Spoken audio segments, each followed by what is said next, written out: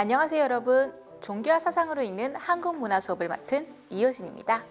오늘은 한국 사회와 불교에 대해 살펴볼까요? 삼국시대 때 불교를 수용한 이후 고려 때 국가 이념으로서 사회에 많은 곳에 영향을 끼친 불교는 조선시대 때 숭유 억불 정책에 의해 쇠퇴하지만 꾸준히 그 명맥을 유지해 왔습니다. 숭유 억불이란 유교를 숭상하고 불교를 억제하여 축소시키는 국가 시책으로 억불 정책이라고도 합니다. 고려시대에는 승과 제도를 실시해서 우수한 승려를 국가가 직접 선발했는데요. 이 정책도 연산군, 중종대에 이르러 공식적으로 불교를 폐하게 되면서 사라지게 되었죠. 그러다가 명종 5년에 다시 부흥되기는 했지만 불교는 조선시대를 거치면서 많은 역경을 겪게 됩니다. 예를 들어 승려는 도성에 출입하는 것이 금지되고 사찰 및 승려 수는 제한되고 억제되었습니다. 또한 토지와 노비의 축소를 통해 불교의 경제 기반도 약화되고 승려의 신분 역시 낮아졌습니다. 그리고 이렇게 획득한 토지와 노비를 향교로 전환해서 유교적 교육을 하도록 하기도 했죠.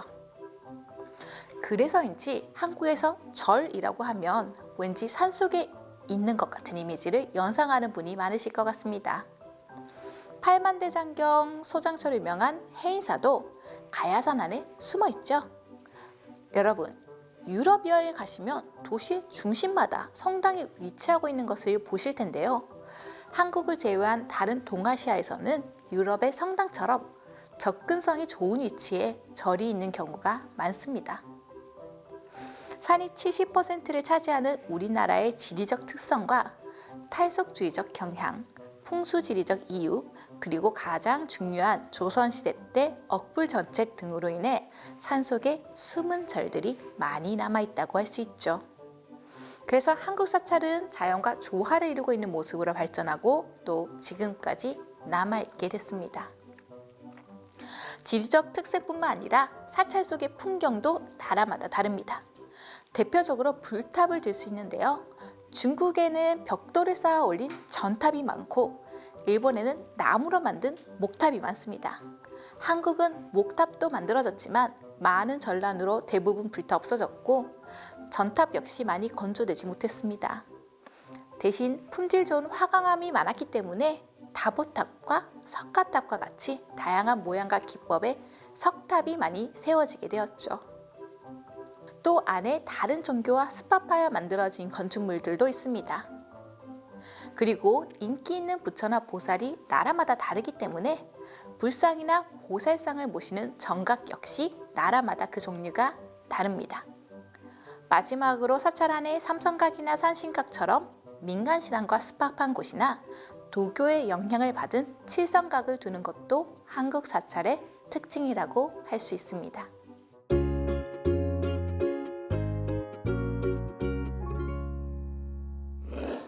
4세기 후반부터 현재까지 이어져온 불교 전통과 문화는 한국 사회에 여러 유형, 무형의 유산을 남겼습니다. 통계에 따르면 한국의 국보 56%와 보물 65%가 불교 문화재라고 하네요. 한국의 불교 유산은 유네스코 세계유산에도 등재되어 있는데요.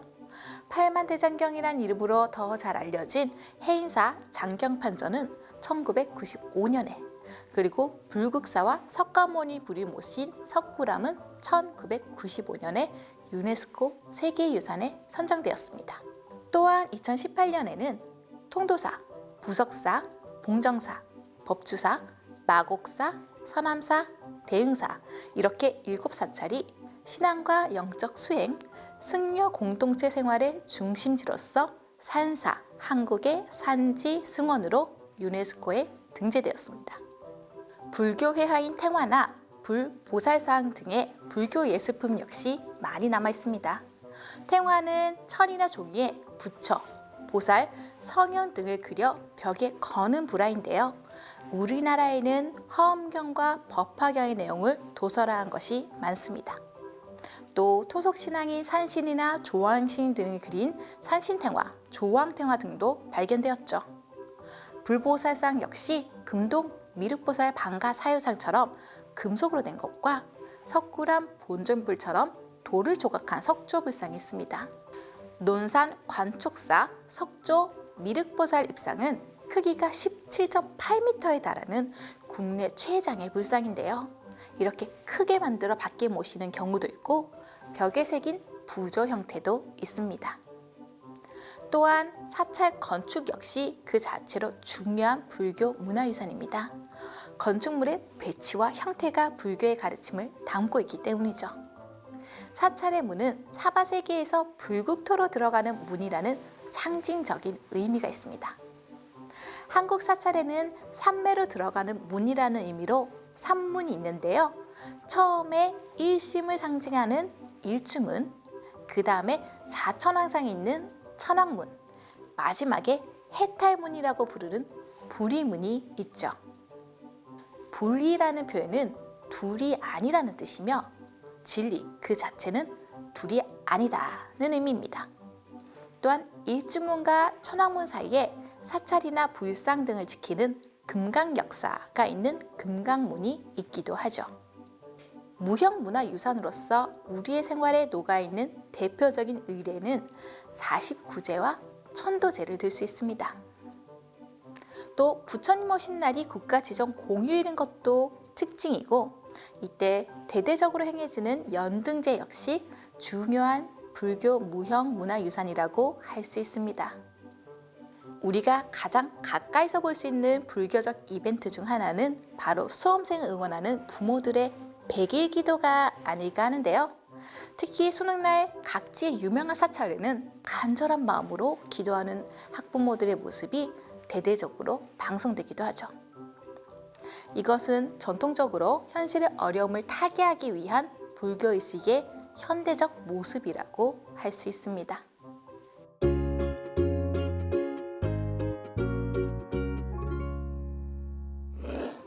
요즘 명상을 하시는 분들이 많으시죠? 가끔은 복잡한 현대사회에서 벗어나 조용한 곳에서 생활하며 심신을 회복하는 템플스테이를 하시는 분들도 많이 계신 것 같습니다. 또 스님이 개인의 고민을 들어주고 조언해주는 여러 프로그램도 인기가 많죠.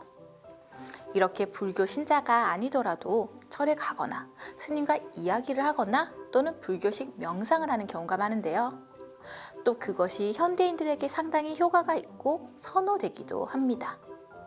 미국 매사추세츠 대학 의료원 행동의학과의 존 카바치는 1970년대에 알아차림 명상에 기반을 둔 스트레스 완화 프로그램을 개발했고 1979년에는 매사추세츠 의과대학의 마음챙김 센터를 세웠습니다.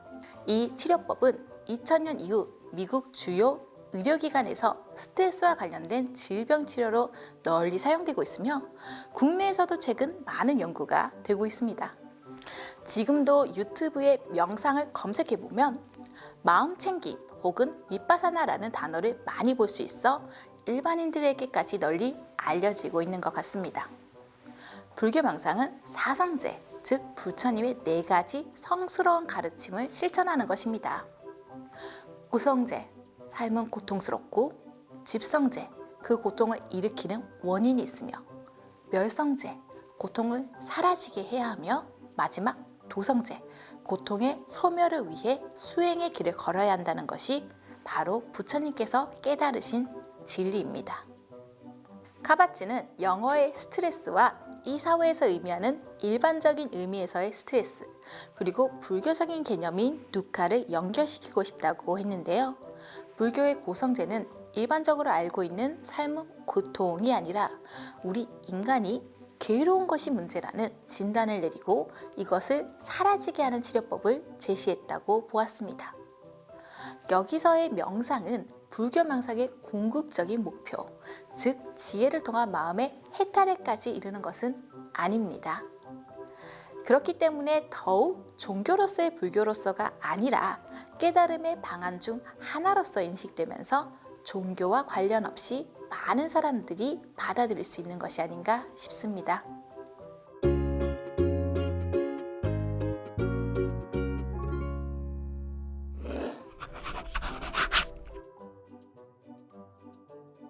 독일 철학자 울리 백은 현대 사회를 위험사회라고 하며 산업화가 진행될수록 위험과 그로 인한 불안이 증대된다고 예견했습니다.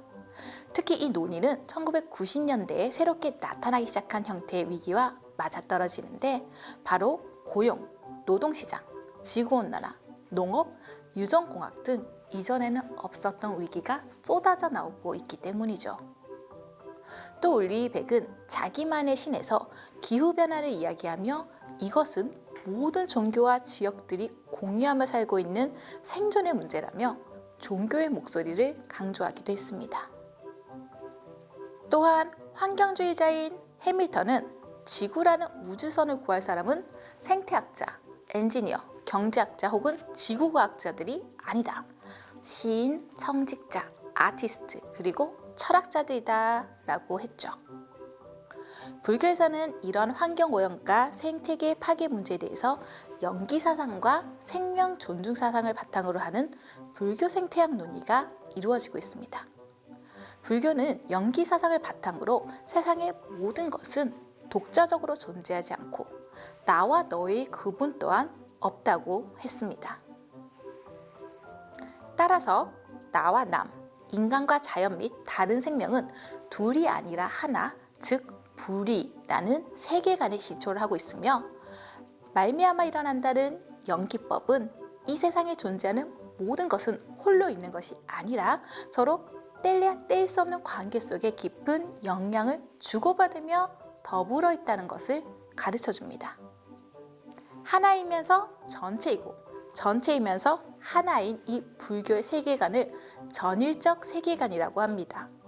끊임없이 성장과 발전만을 위해 달려왔던 지난 세기, 개인이 강조되고 과학의 발전으로 생기는 명과 암, 그리고 그 결과로 주어진 기후변화라는 전 지구적 과제, 그 대안 중 하나로서 불교의 가르침은 다시 주목받고 있습니다. 감사합니다.